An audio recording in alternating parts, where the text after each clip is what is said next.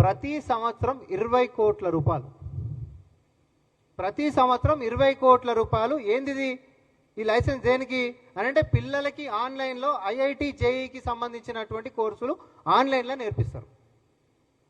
ఆన్లైన్లో మీరు ఒకసారి సంవత్సరాలు కూడా ఇది బాగా వినాలి. 2020లో కూడా ఈ యొక్క దాన్ని తీసుకున్నాడు ఆయన. 2020 స్టూడెంట్స్ ఉన్నారా? పోనీ ఒకవేళ ఉన్న ఇండ్ల కాడ ఉంటున్నటువంటి పిల్లలకు ల్యాప్టాప్లు ఉన్నాయా?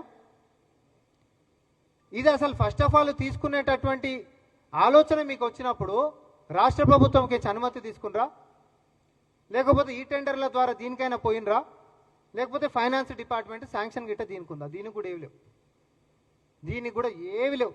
ఆయన ఇష్టానుసారంగా వెలిగిండు, ఆయన ఇష్టానుసారంగా ఓపెన్ ఆక్షన్కి వెళ్ళిపోయాడు.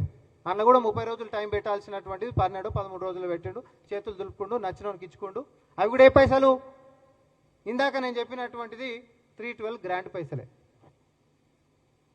మీరు మనం ఒక స్పెషల్ ప్రోగ్రామ్ తీసుకుంటున్నాము, అది పిల్లల కోసం కేటాయించాలి అని అంటే మనం ప్రభుత్వంకించి ఫైనాన్స్ డిపార్ట్మెంట్కించి శాంక్షన్స్ తీసుకోవాలి. వాళ్ళు అనుమతి ఇస్తారు.